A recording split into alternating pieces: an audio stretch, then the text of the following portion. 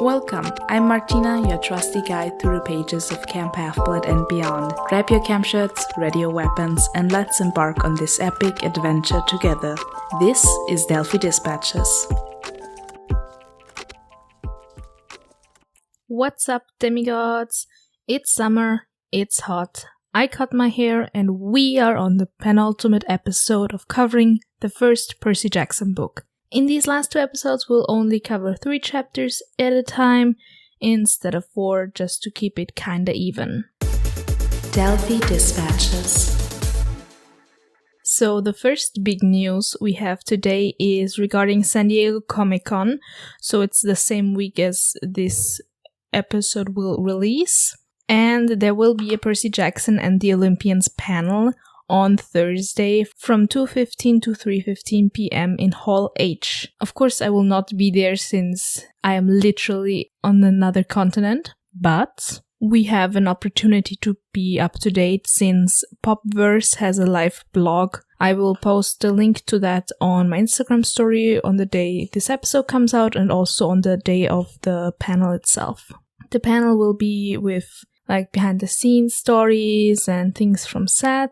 And there will be the following actors attending. It will be Walker, Leah, Ariane, Virginia Cole, and J2+. And also the showrunners / producers Jonathan Steinberg and Dan Schatz. And after that, there is an autographing session, but surprise, everything was sold out already, not even a day after it went live. So if any of you got tickets to that, amazing. Let me know how it was. And otherwise, the rest of us will just be on the outside, always looking in. The next news is regarding the cookbook. The Amazon posting has been updated with more pictures, and one of them is the contents of the cookbook. And I won't go through all the recipes, but it's divided in 6 chapters: bread, breakfast, lunch, appetizers, dinner, and dessert. And from just the names, some of my favorites are definitely lavender latte. I mean, I'm not a big coffee drinker, but I love lavender. Sally Jackson's 7-layer dip, Grover's bean and cheese enchiladas, and basically all the recipes from the dessert category. And what I love is that the recipes are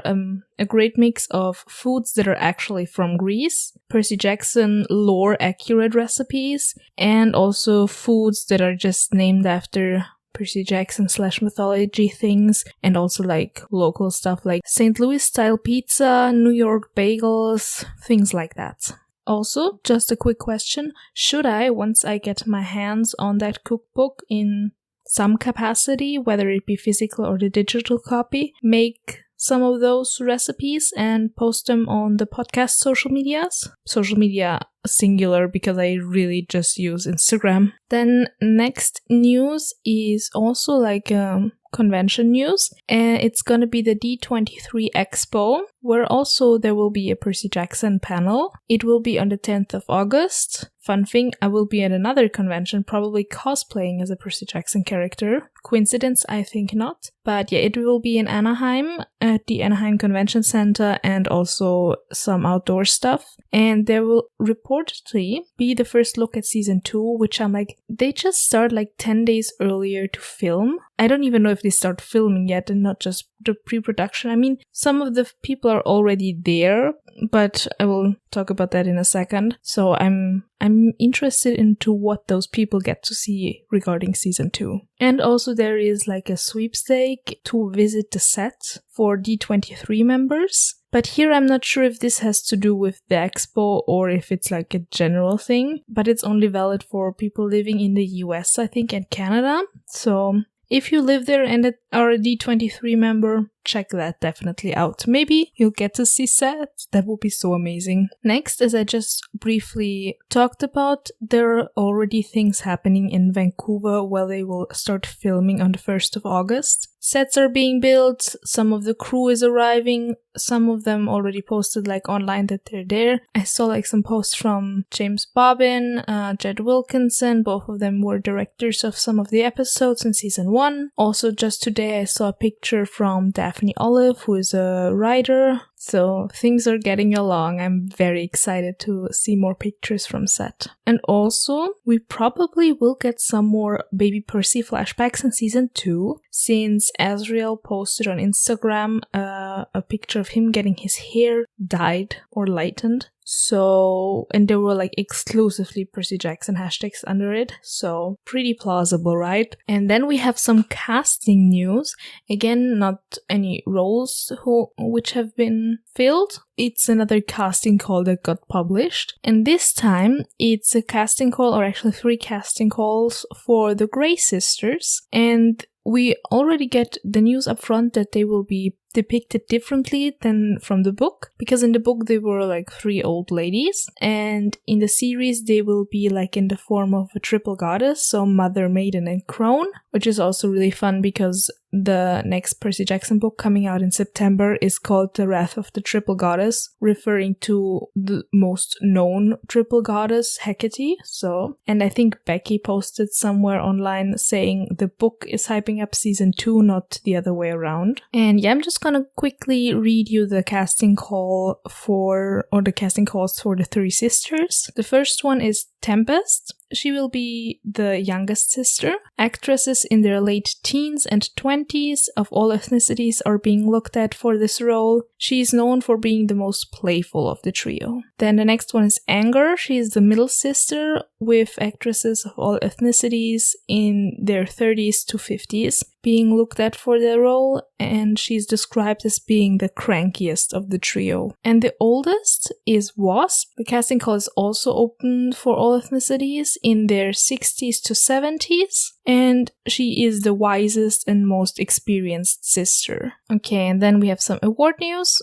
First, bad news. I don't know if I would call it bad news, but yeah. The TCA Awards 2024, where Percy Jackson and the Olympians was nominated in the category of Outstanding Achievement in Family Programming, was not won by Percy Jackson and the Olympians, but it went to Doctor Who. But we got the better award, in my opinion, because Percy Jackson and the Olympians and Walker Scoville separately won their respective categories in the Kids' Choice Awards. So they both won in the category Favorite Kids TV Show and Favorite TV Star Kids. So we got 2 blimps, and while the ceremony was and Walker got handed his award, he was asked where he's gonna put it, and he said that he's gonna bring it to set.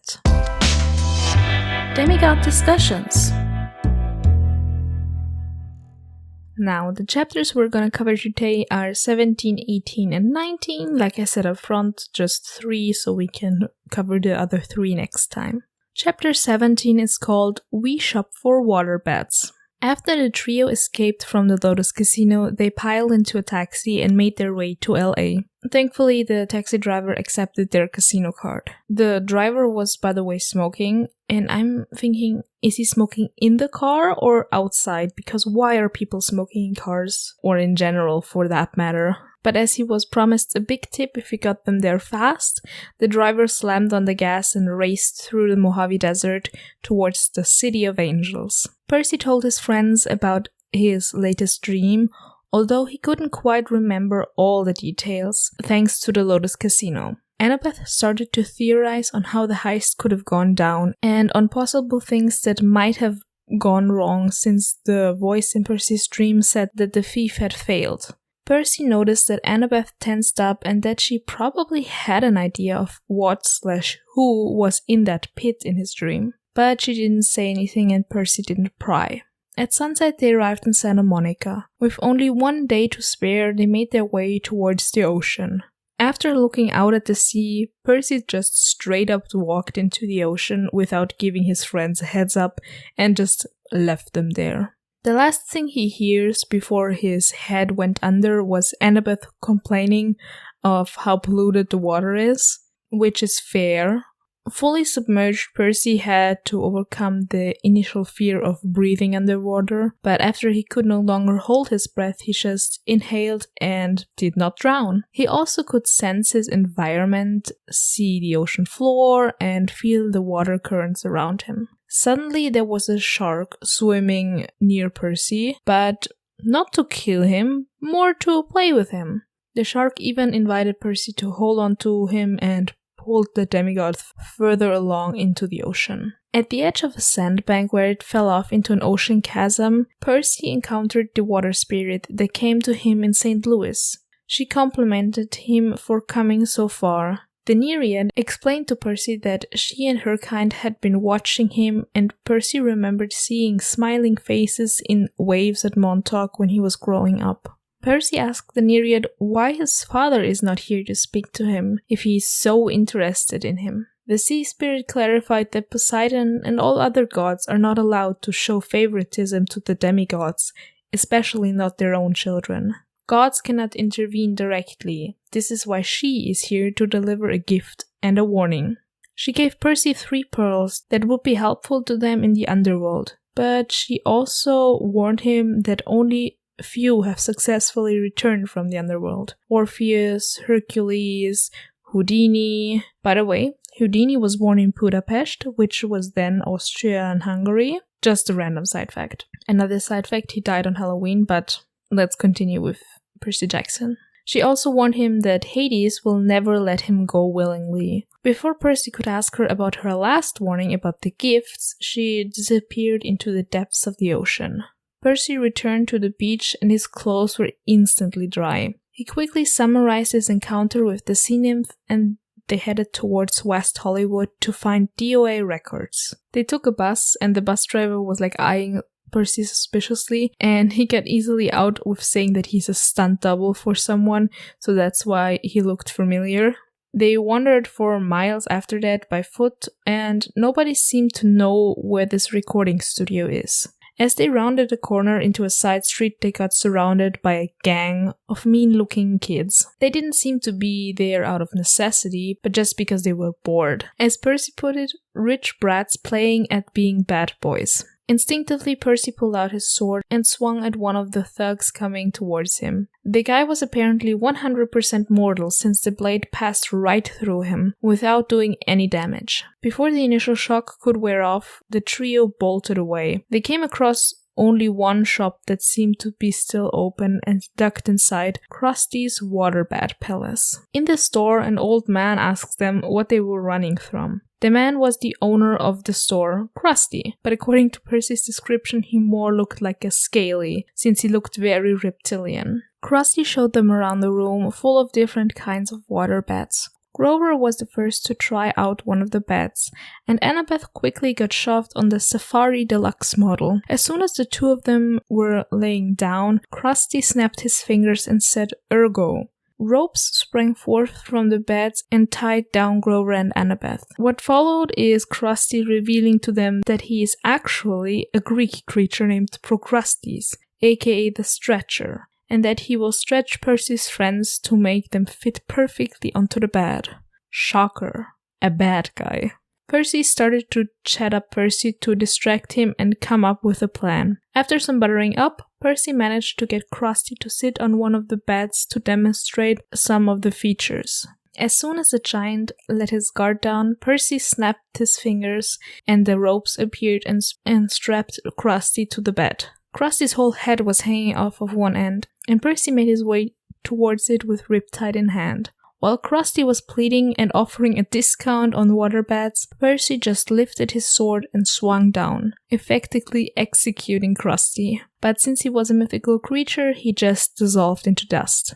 Percy cut the ropes of the beds of his friends to free them, and they were thankful, but complained that he could have hurried up a bit. Percy just shot back at them that they looked a bit taller. On a bulletin board behind the sales desk, they found a flyer of DOA records, with the address and even a map. So that was their next destination. Okay, so my favorite scene was the seahorse and the shark playing tag underwater, which is just very cute. And my favorite quote/sentence, I have two again because I'm an indecisive person. The first one is, I thought about how long it had been since I'd stood on the beach in Montauk on the opposite side of the country, looking out at a different sea. It was of course Percy, but I think the one that's slightly more interesting / more iconic is what belongs to the sea will always return to the sea, which is what the Nereid said to Percy when she gave him the pearls. My favorite mythological reference was probably Procrustes, and I did some research because I thought, Procrustes, does the word procrastination come from him? But no, it doesn't. Well, some of my thoughts. I'm still confused about the casino cards, the casino credit cards. Also, as a child watching movies, I always wanted to live in the USA, aka LA and New York, because according to media, there is nothing else in the States. But now that I'm older, I know that I'm very privileged to live in Austria, and I'd rather stay here and maybe come visit. Also, there was a description that confused me a little bit. When they were heading towards the ocean, they saw some surfer dudes waiting for the perfect wave. And the way it described it, it seemed like they were on dry land. So I'm wondering first, wouldn't they wade in the water for the perfect wave? And second, why are they surfing as it is getting dark? Is it still light enough so they can see? Because isn't that dangerous? I don't know. And then also some logistical stuff. I'm wondering, how does the breathing underwater work for Percy? Does he develop gills? Anyway, I also want to know what Annabeth and Grover are doing while they're waiting for Percy to return. And when the Nereid talks about Houdini, I'm like, what do you mean Houdini escaped the depths of Tartarus? According to some later books, no one has escaped the depths of Tartarus. Also, is Houdini just a mortal who did it? Probably not. He's probably a demigod. And if yes, demigod of son of who? I narrowed it down to either Hermes or Hecate because of magic, but also because of trickster. So I also fact-checked Annabeth on something, and she was wrong, or at least kind of wrong, because at one point she says there is no such thing as a free meal. So I googled the origins, and the phrase is from a book from Robert A. Heinlein from 1966, and the book's it's a science fiction novel called The Moon is a Harsh Mistress. Never heard of that book before, but that's apparently the origin of that phrase.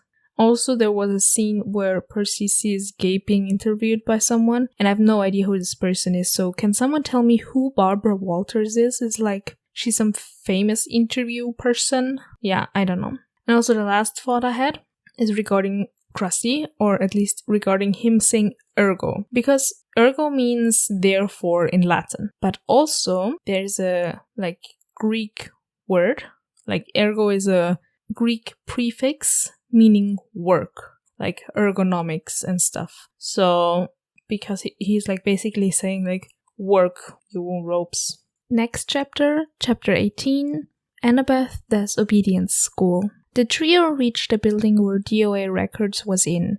A sign in front read, "No solicitors, no loitering, no living." Even though it was almost midnight, the lobby of the Underworld seemed crowded. As they entered, Percy described the look of the lobby to be what I interpret as Halloween chic. The people in the lobby were the weirdest part. No one moved, and if you looked directly at them, you could see right through them. The security guard was sat on a raised podium, so the trio had to look up at him. As Percy observed him, he noticed his name tag and was confused that his name was Chiron. This was apparently not correct. This man's name was actually Charon, the ferryman of the dead.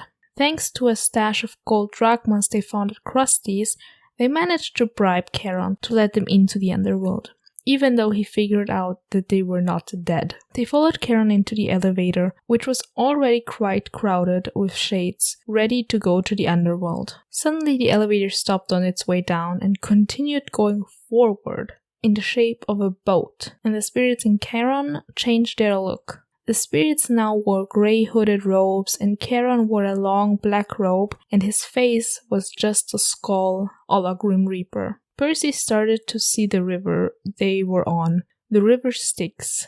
It was polluted with the hopes and dreams of the dead crossing the river. Percy started to get more and more worried as they continued on.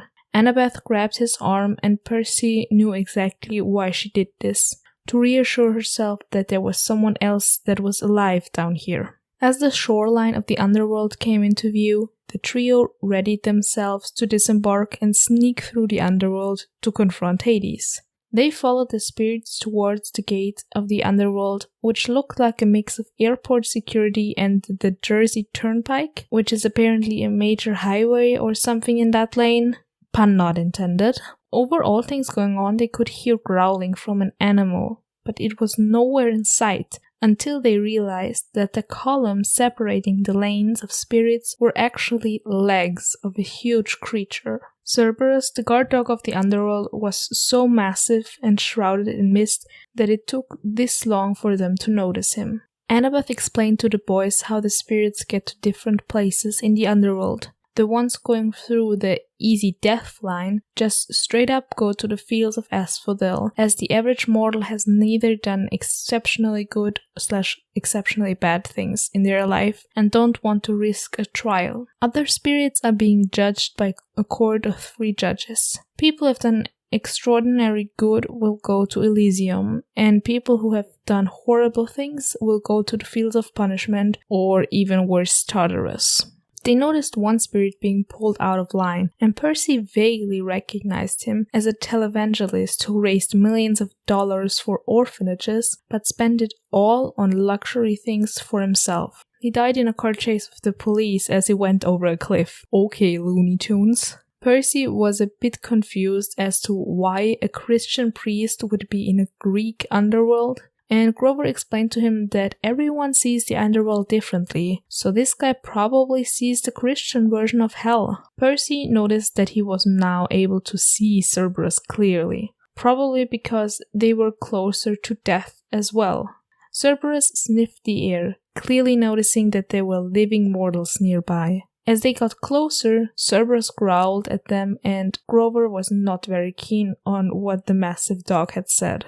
To avoid getting eaten, Percy started to wave a stick at Cerberus. He threw it in hopes of the dog running off to fetch it, but it didn't go as planned. Cerberus just stood there and stared at Percy, unimpressed. Cerberus growled again, and Grover translated this to be a threat. Annabeth, smart as she is, rifled through her backpack and pulled out a red ball and started waving it in front of Cerberus, telling him to sit. Instead of eating her, the massive creature sat down and waited for the next command. After she played a bit with him and the boys snuck past, Annabeth threw the ball to Cerberus one last time, and the 3 heads started to fight over the ball. The perfect time for Annabeth to sneak past. Annabeth joined Grover and Percy by the metal detectors at the gate and explained that she had a dog once and that she learned those tricks in obedience school. She was quite sad that she had to let her new friend behind as they entered the fields of asphodel and set off a bunch of alarms. My favorite quote was when Karen asked, "Are you dyslexic, lad?" And Percy just said, "No, I'm dead." The favorite scene is the trio trying to convince Karen that they are in fact dead and drowned in a bathtub together. And the favorite mythological reference is, I think, the court of 3 judges in the underworld. And some of my thoughts. So they dropped some names of areas in LA. So I was Googling and looking at maps. So I have some sort of view. And they mentioned that DOA Records is on Valencia Boulevard. And when I Googled it, it said it is in Santa Clarita, which is 2.5 hours by public transport from Santa Monica and 15 hours walking. So I'm pretty sure it's not that Valencia Boulevard, or they renamed the street. I also just love Karen's attitude all the time, and the fact that he just accepts Percy's bribes. Also, when they were in the boat, I'm thinking, did Annabeth just grab Percy's hand, or did she also grab Grover's hand? That would be a good thing to know. I also googled the Jersey Turnpike and looked at pictures of it, and apart from the road, it also showed me that the Jersey Turnpike is also the name of a dance move and a cocktail in heavy quotation marks. Yeah, just Google both of them. It's disgusting. I'm also currently rereading Lore Olympus since it just ended a few months ago, and I'm a sucker for anything Underworld at the moment, so these are some of my favorite chapters. Also, I'm currently seeing all the mentioned figures from mythology like they are drawn in Lore Olympus, which is a weird combination. And also, when they mentioned the televangelist, I'm like, do we have such things in Europe? I've never heard of those in Europe. Is it a strictly American thing? Is it a strictly Christian thing? Do they have some equivalents in Islam or Judaism? I don't know. And also the Cerberus to ball proportion is not quite right for me, because he could just basically swallow the ball whole without any problems. And Annabeth in playing with Cerberus is for me the best example of you can teach an old dog new tricks, which is a good ending point for this chapter. Chapter 19. We found out the truth. Sort of. The trio made it to the fields of Asphodel, and Percy described them as a giant crowd at a concert, only 1,000,000 times larger and just eerie walking around. They could just barely see the ceiling of the Underworld with its huge stalactites looming over their heads. Percy saw some of the stalactites that had fallen down. He tried looking at the dead, but they were hard to look at and couldn't be understood except for some chattery noises. A bit away, Percy noticed the field of punishment, where people were being punished in various creative ways. On the other side of Asphodel, he saw Elysium, which looked like a gated community. In the middle of Elysium, there was a lake with 3 islands, the Isles of the Blessed. If a person was reborn 3 times and reached Elysium all 3 times, they get to go to the Isles of the Blessed. Annabeth told Percy that this is what she's banking on, and Percy had just thought the same thing. They continued onward towards the Palace of Hades. As they got close, they started to see the 3 Furies circling around the palace, seemingly waiting for them. Suddenly, Grover's shoes sprouted their wings and started flying away with Grover. The magic word didn't make them stop, so Annabeth and Percy had to run after him to hold him back. He flew away faster and faster, away from Hades' palace and towards a kind of side tunnel. Grover couldn't grab on to anything to slow the shoes down, and the 2 demigods had to sprint to keep up with him. Percy stopped in his tracks as he saw what was ahead. The tunnel widened into a massive chasm, the same one from Percy's dreams. Annabeth managed to snap Percy out of his stupor, and they tried to catch up with Grover. Thankfully, the shoes were not made for goat hooves. One of them came off, which dramatically decreased Grover's speed. The loose shoe flew down the chasm on its own, and as the others reached Grover, they could help him get the other shoe off as well. The 3 collapsed to the floor, everything feeling heavier, even Percy's backpack.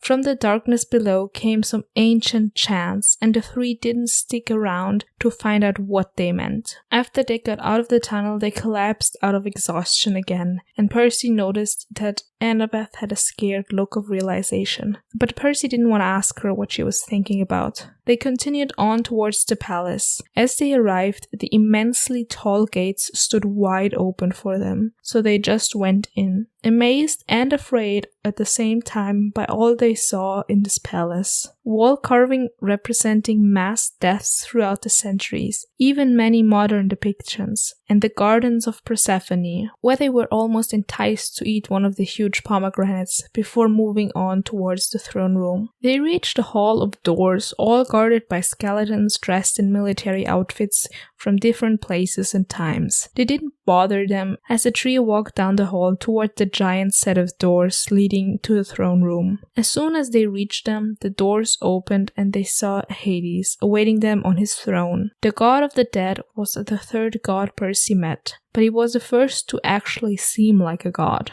Hades sat on his throne and kind of welcomed Percy, but not really. Percy gathered all his courage and stepped towards Hades, and the first thing he says is, "Lord and uncle, I come with 2 requests." What an opener. Prepare to get smited.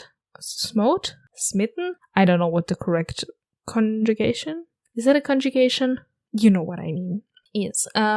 Hades was a bit amused by Percy's boldness and allowed him to speak. He pleaded with him to not let this war start and to return the Master Bolt to him so they could bring it to Zeus. This angered Hades, and he accused Percy of keeping up this charade. But the demigod was quite confused by what Hades meant. The god of the Underworld admitted that he doesn't want a war. His kingdom is already packed. Then they found out that not only Zeus's Master Bolt had been stolen, but also Hades' Helm of Darkness. And of course, Percy was accused of both thefts. Percy didn't feel afraid of Hades' threat, he just felt offended that he had been blamed again for something he didn't do, and snapped back at the god. But Hades did not take any of that and told Percy to open his backpack to prove that there was no Master Bolt in there. This comment struck Percy. The reason his backpack was getting heavier the closer they came to the palace was the Master Bolt, and these suspicions confirmed themselves as he opened the bag, and there was the mightiest weapon of the gods, the Master Bolt. The trio was quite baffled at this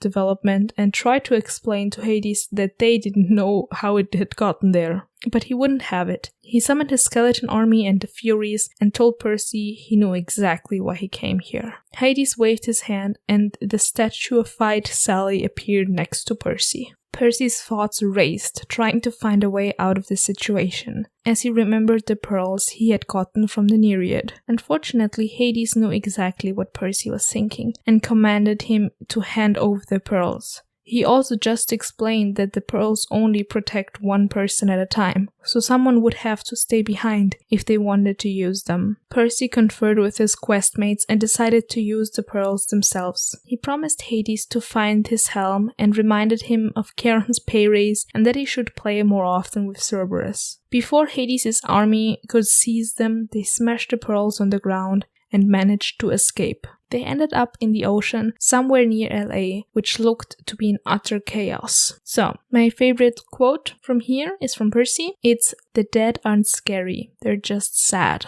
My favorite scene is the second shoe flying around the trio and kicking them before flying down to Tartarus. And my favorite mythological reference is, of course, Hades and Persephone. I mean, like I said, I'm currently rereading Lore Olympus. Some thoughts I had that the way Percy describes the fields of Asphodel reminds me of some of the huge music festivals we have in Austria. I've never been to one myself, but from pictures I've seen, I can imagine what Percy means. Also, when explaining punishments in Tartarus, why did Rick take a shot at opera music? I can see how a child might think it's a torture, but in reality, if you don't like it, it's more boring than anything else.